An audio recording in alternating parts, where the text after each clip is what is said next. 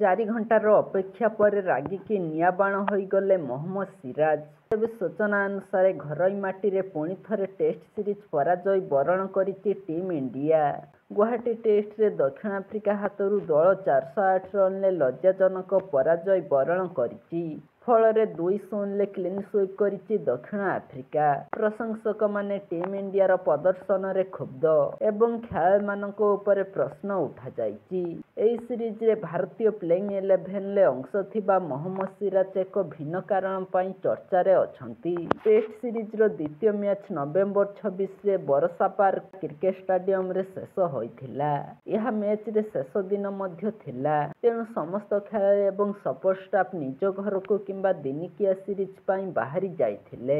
ଭାରତ ଦକ୍ଷିଣ ଆଫ୍ରିକା ଦିନିକିଆ ସିରିଜର ଅଂଶ ନଥିବା ଦ୍ରୁତ ବୋଲର ସିରାଜ ଟେଷ୍ଟ ସିରିଜ ଶେଷ ହେବା ମାତ୍ରେ ହାଇଦ୍ରାବାଦ ଫେରିଥିଲେ। କିନ୍ତୁ ସେ ଏୟାରଲାଇନ୍ସ ସହିତ ଅସୁବିଧାରେ ସମ୍ମୁଖୀନ ହୋଇଥିଲେ।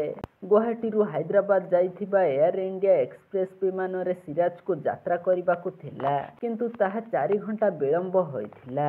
ଏହା ଦେଖି ସେ ରାଗି ଯାଇଥିଲେ। ଭାରତୀୟ ପ୍ରେସର ଏକ୍ସ ଆକାଉଣ୍ଟରେ ନିଜର ରାଗ ପ୍ରକାଶ କରି ଏୟାରଲାଇନ୍ସକୁ ନିନ୍ଦା କରିଥିଲେ। ରାତି 11:33ରେ ତାଙ୍କ ପୋଷ୍ଟରେ ସିରାଜ ଲେଖିଛନ୍ତି, ଗୁଆହାଟୀରୁ ହାଇଦ୍ରାବାଦ ଯାଇଥିବା ଏୟାର ଇଣ୍ଡିଆ ବିମାନ IX2884 ସନ୍ଧ୍ୟା 7:25ରେ ଛାଡ଼ିବାର ଥିଲା। କିନ୍ତୁ ଏୟାରଲାଇନ୍ସ କୌଣସି ସୂଚନା ପ୍ରଦାନ କରିନାହିଁ ଏବଂ ବାରମ୍ବାର ପଚରା ଉଚରା ସତ୍ତ୍ୱେ ସେମାନେ କୌଣସି କାରଣ ବିନା ଉଡ଼ାଣକୁ ବିଳମ୍ବ କରିଛନ୍ତି। ସିରାଜ ଆହୁରି ଲେଖିଛନ୍ତି, ଏହା ଅତ୍ୟନ୍ତ ନିରାଶାଜନକ। ଉଡ଼ାଣ 4 ଘଣ୍ଟା ବିଳମ୍ବ ହୋଇଛି ଏବଂ ଏପର୍ଯ୍ୟନ୍ତ କୌଣସି ସୂଚନା ନାହିଁ। ଆମେ ଫସି ରହିଛୁ। ସବୁଠାରୁ ଖରାପ ବିମାନ ଅଭିଜ୍ଞତା ଯଦି ସେମାନେ ସ୍ପଷ୍ଟ ମତାମତ ରଖିପାରିବେ ନାହିଁ, ତେବେ ମୁଁ ଏହି ବିମାନ କେବେ ବି ନ ନେବାକୁ ପରାମର୍ଶ ଦେବି। ଭାରତୀୟ ଷ୍ଟାର କ୍ରିକେଟରଙ୍କ ଏହି ସାର୍ବଜନୀନ ଅପମାନ ପରେ ଏୟାର ଇଣ୍ଡିଆ ଏକ୍ସପ୍ରେସ୍ ପ୍ରାୟ 40 ମିନିଟ୍ ପରେ ତାଙ୍କ ପୋଷ୍ଟର ଜବାବ ଦେଇଥିଲା। ଏଥିରେ କୁହାଯାଇଥିଲା ଯେ କାର୍ଯ୍ୟକ୍ଷମ କାରଣରୁ ଉଡ଼ାଣ ବାତିଲ କରାଯାଇଛି। ପରିସ୍ଥିତି ପାଇଁ ଏୟାରଲାଇନ୍ସ କ୍ଷମା ପ୍ରାର୍ଥନା କରିଛି।